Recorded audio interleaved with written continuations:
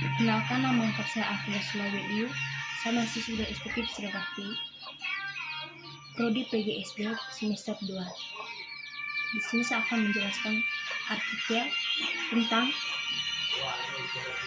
peranan guru dalam meningkatkan motivasi belajar siswa. Pendidikan adalah usaha sadar untuk mengembangkan potensi sumber daya manusia melalui kegiatan pengajaran. Salah satu faktor dalam diri yang menentukan beraksi tidaknya dalam proses belajar mengajar adalah motivasi belajar. Dalam kegiatan belajar, motivasi merupakan keseluruhan daya penggerak dalam diri yang menimbulkan kita belajar yang menjamin kelangsungan dari kegiatan belajar.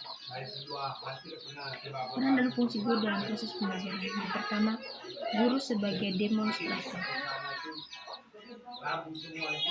Sebagai demonstrator, rektor atau pengajar, guru hendaknya senantiasa menguasai bahan atau materi pelajaran yang akan diajarkan serta senantiasa mengembangkan dalam arti meningkatkan kemampuannya dalam hal ini yang dimilikinya, karena hal ini akan sangat menentukan hasil belajar yang dicapai oleh siswa. Salah satu hal yang harus diperhatikan oleh guru ialah bahwa ia sendiri adalah pelajar. Yang kedua, guru sebagai pengelola kelas.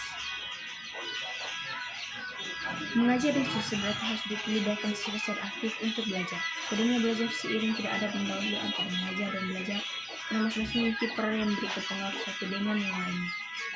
Yang kedua, guru sebagai mediator.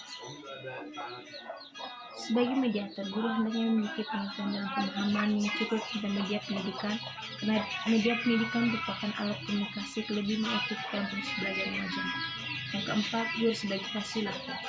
Sebagai fasilitator, guru hendaknya mampu menguasai sumber belajar yang kiranya berguna setelah menunjang mencapai tujuan dan proses belajar mengajar, baik yang berupa narasumber, buku teks, majalah, ataupun surat kabar. Yang kelima, guru sebagai evaluator. Dalam dunia pendidikan, setiap jenis pendidikan atau bentuk pendidikan pada waktu tertentu selama satu periode pendidikan akan diadakan evaluasi, artinya pada waktu tertentu selama satu periode pendidikan tadi orang selalu mengadakan penelitian hasil yang selalu dicapai baik oleh pihak terdidik maupun oleh pendidik. Yang keenam, guru sebagai motivator. Proses pembelajaran akan berhasil mengangkat siswa yang punya motivasi dalam belajar, yang diharapkan dapat membantu para manajer untuk mengembangkan keterampilan dalam motivasi dari siswanya menunjukkan prestasi belajar atau kinerjanya sebagai unggul.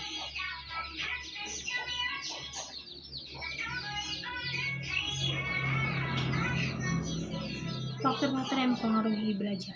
Yang pertama, faktor internal siswa.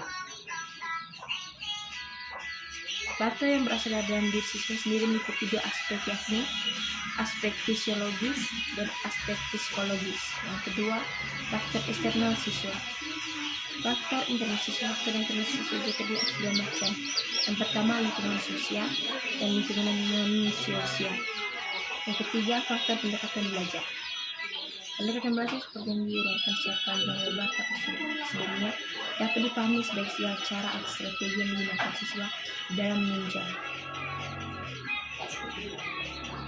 motivasi belajar. Pertama, pengertian motivasi. Motivasi berasal dari bahasa Latin mover yang berarti dorongan atau daya penggerak.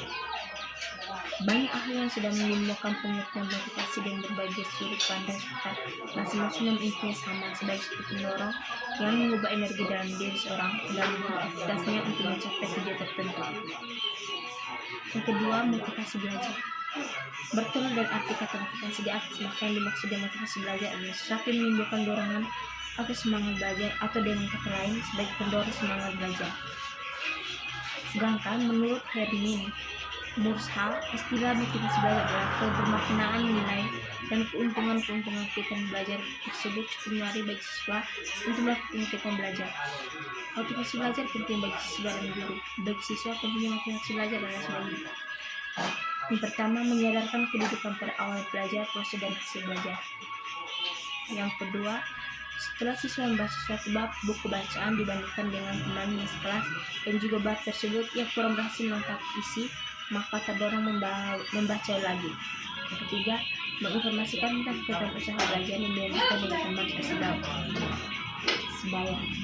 Yang ketiga, menyurahkan kita belajar sebagai ikhlas setelah ia ketahui bahwa dirinya belum belajar secara serius.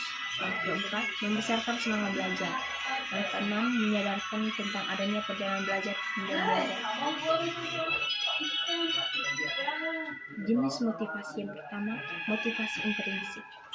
Motivasi intrinsik adalah motivasi yang timbul dari diri sendiri dan tidak dipengaruhi oleh sesuatu di luar dirinya, karena dalam setiap di individu sudah ada dorongan untuk melakukan sesuatu. Yang kedua, motivasi ekstrinsik. Jenis motivasi ini simbol sudah akibat pengaruh dari luar individu, apakah karena ada ajakan, suruhan, atau paksaan dari orang lain sehingga dengan keadaan demikian siswa mau melakukan belajar. Yang keempat, prinsip motivasi belajar. Motivasi mempunyai peranan strategis atas belajar seorang. Tidak ada seorang pun belajar tanpa motivasi.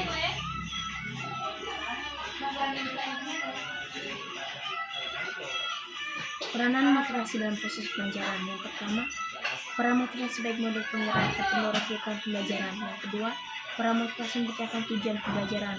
Yang ketiga, peran motivasi menyeleksi arah pembuatan. Yang keempat, peran motivasi internal dan eksternal dalam pembelajaran.